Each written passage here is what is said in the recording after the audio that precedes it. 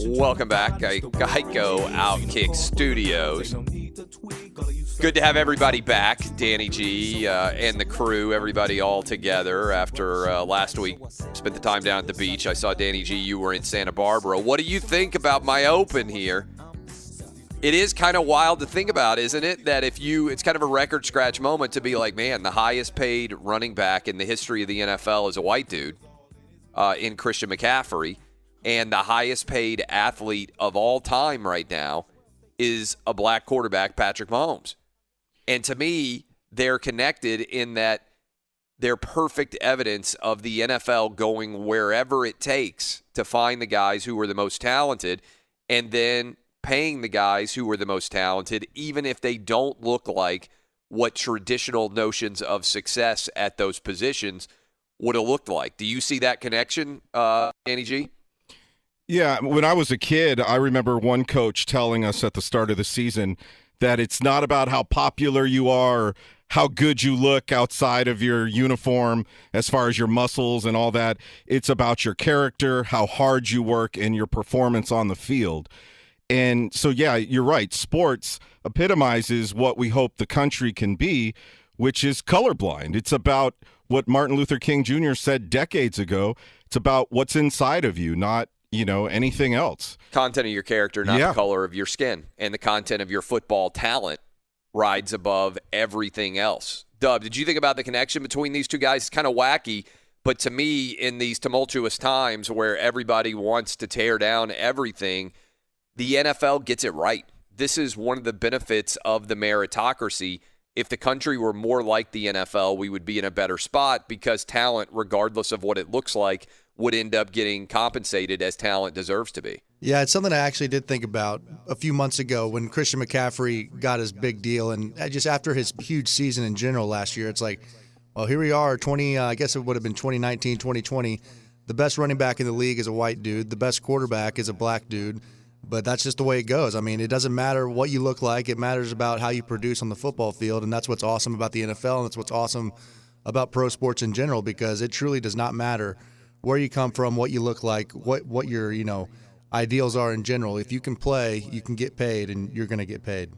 And also, the NFL didn't miss on these guys. Now, you can argue, Patrick Mahomes should have been the overall number one pick, and I'm sorry, Chicago Bear fans, for pointing out that Mitch Trubisky got drafted in front of you.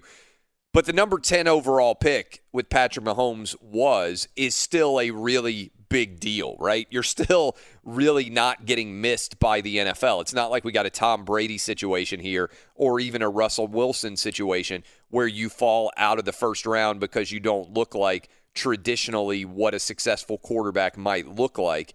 And by the way, the same thing about Christian McCaffrey. I think Christian McCaffrey went like number 8 overall, if I'm not mistaken, to the Carolina Panthers. Both of these guys were very high draft picks. So not only did the NFL now reward these guys with the contracts that they deserve based on their performance, but the NFL scouts saw these guys and said, hey, these are top 10 NFL talents. We expect them to be good. So they saw them even coming out of college as opposed to missing them. Eddie, do you see a connection like I do between these two guys and what it could represent in a positive way for sports and the ability of sports to elevate you regardless of what you might look like or how you might compare to what traditional notions of success have looked like in the past? I mean, I suppose so. I mean, I certainly remember being the oldest member of the crew, like I'm a grandpa or something. But, I mean, I remember when Doug Williams, and it was a big deal that he was a black quarterback in the Super Bowl and all that stuff. But I don't really think about that much anymore, to be honest with you. I know, obviously, race is a big issue at the moment, and we all are, I guess, expected to look through that prism in a way. But I mean, yeah, when Patrick Mahomes got his big deal, I didn't really think, a black quarterback is now the highest paid athlete. Maybe I've been so characterized because that's how sports media acts all the time.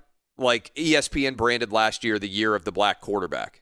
And I'm like you, I mean, is that really necessary? You've had a lot of black quarterbacks go number 1 overall. Jameis Winston, Cam Newton, just off the top of my head, Kyler Murray, and I'm going to forget somebody, Michael Vick, all number 1 overall picks. I think Donovan McNabb went number 2.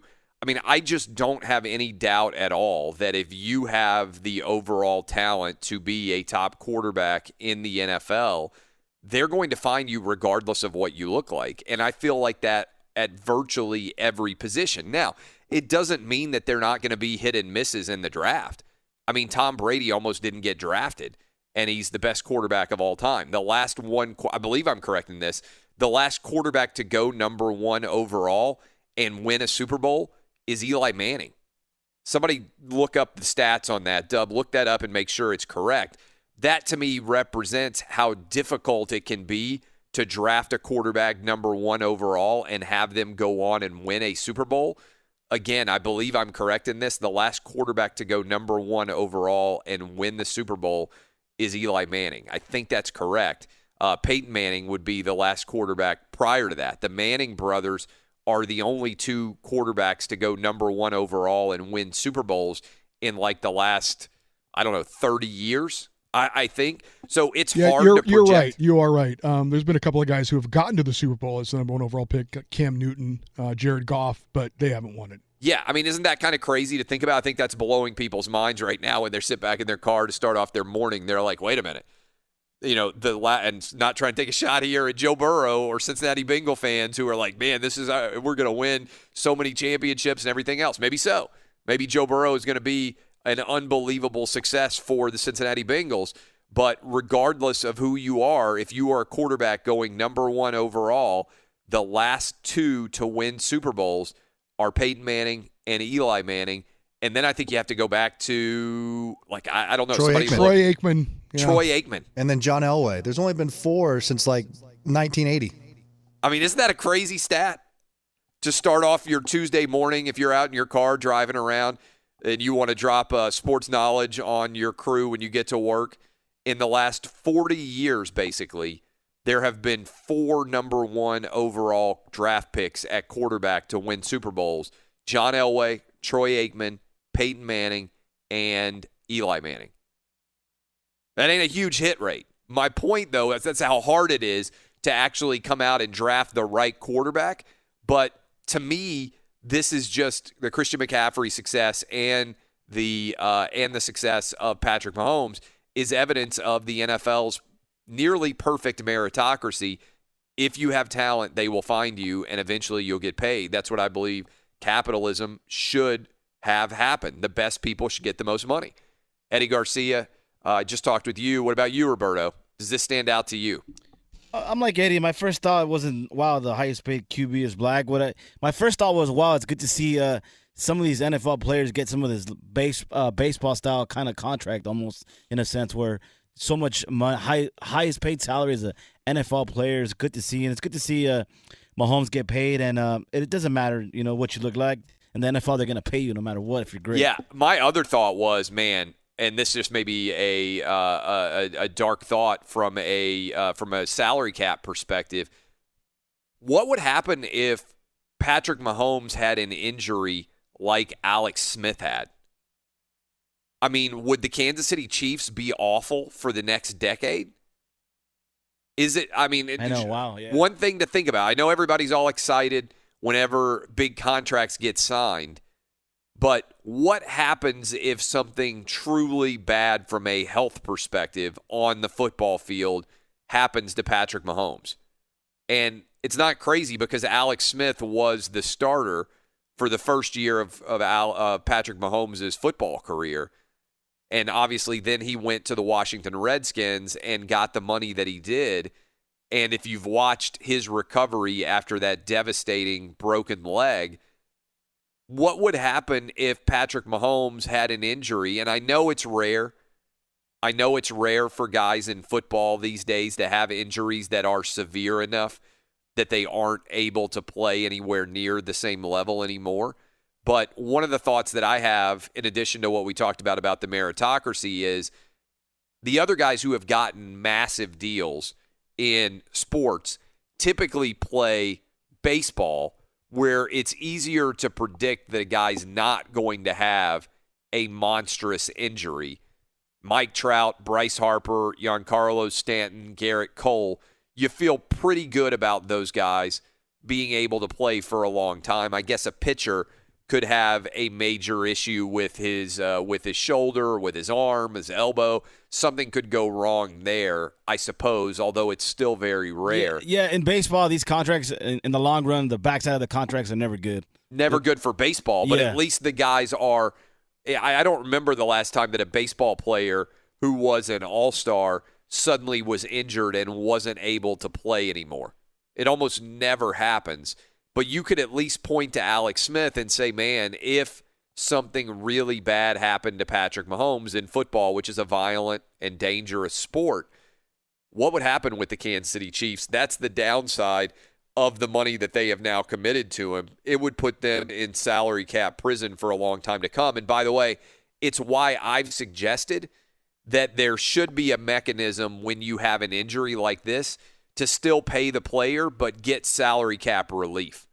Like if a player such as Alex Smith gets his knee absolutely destroyed and he's having 15 surgeries or whatever the number ends up being, it's pretty clear that the team didn't just have a bad contract that they signed and they're trying to get out of it for salary cap purposes. It's just, man, they had awful luck. I would argue that the NFL also almost needs a mechanism by which teams could get out in the event that you have a catastrophic injury, because otherwise a player like Patrick Mahomes would deserve everything that he gets. Just something to think about. Let me bring in Eddie Garcia, then I'm going to take some of your calls, 877-996-6369. Eddie Garcia, what you got for me? Well, obviously the big story from the NFL is Patrick Mahomes, and if you want to get the details on the numbers, maybe you've heard us talking about it but don't know, 10 years, $450 million extension for Patrick Mahomes, could be worth up to $503 million.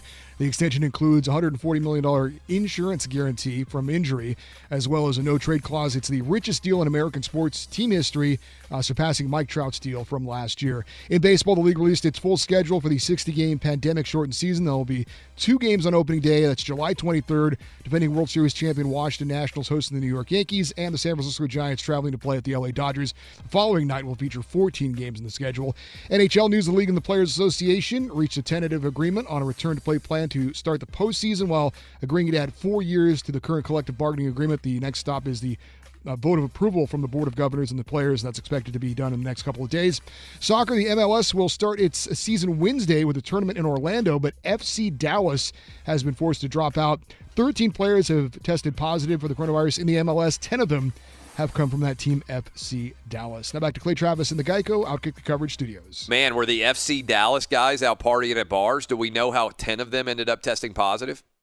No, and it was apparently after they showed up at the bubble. So they punctured the bubble?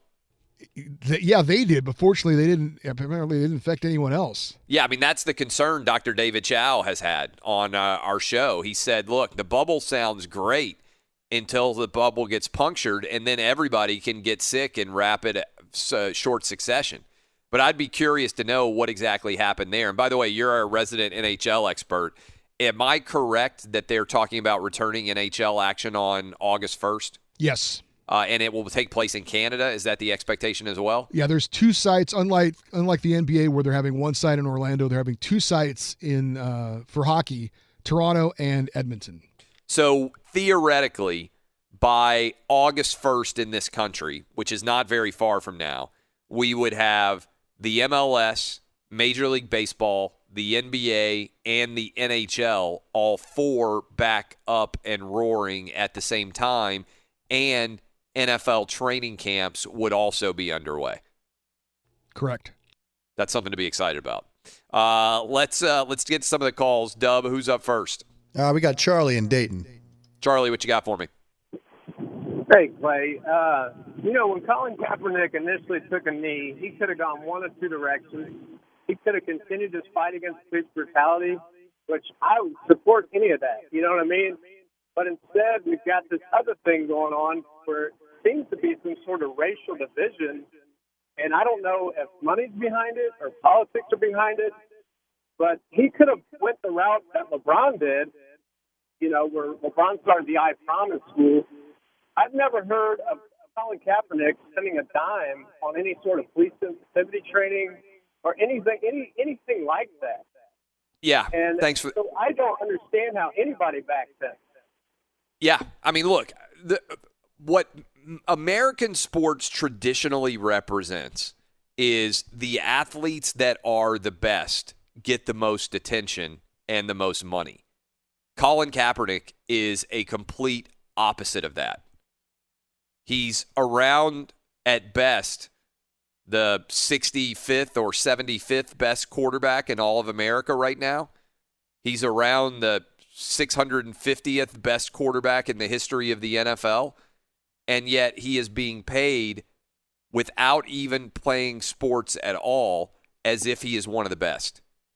And that is why, to me, Colin Kaepernick, who makes a living saying America is awful, represents everything that's wrong with sports. Because he's not even a sports figure anymore, and he's being paid as if he's one of the best athletes in America. Only in America, by the way, can you become filthy rich talking about how awful America is. In almost any other country, not only would you not make money doing what Colin Kaepernick does, you would actually be put in prison.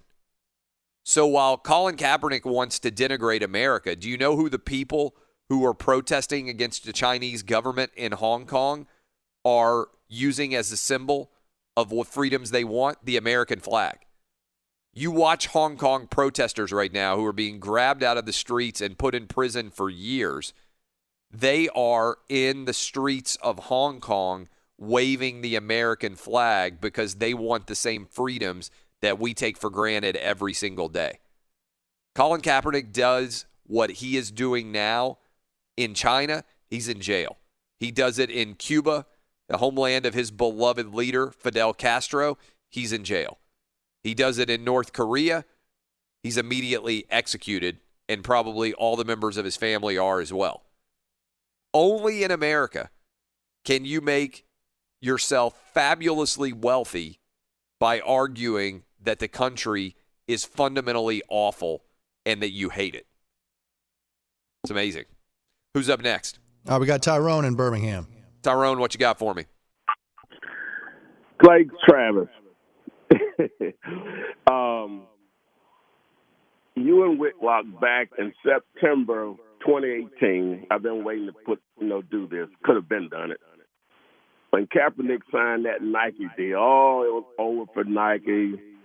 China loving Nike. Their stock went down to like 78. 90 traded at 99.95 yesterday, I think.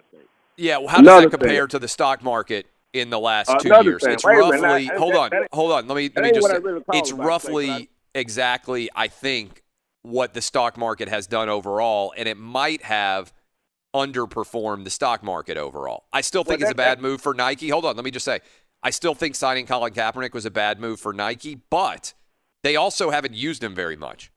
I walk into any sporting goods store, I don't see big banners with Colin Kaepernick's image anywhere in that sporting goods store.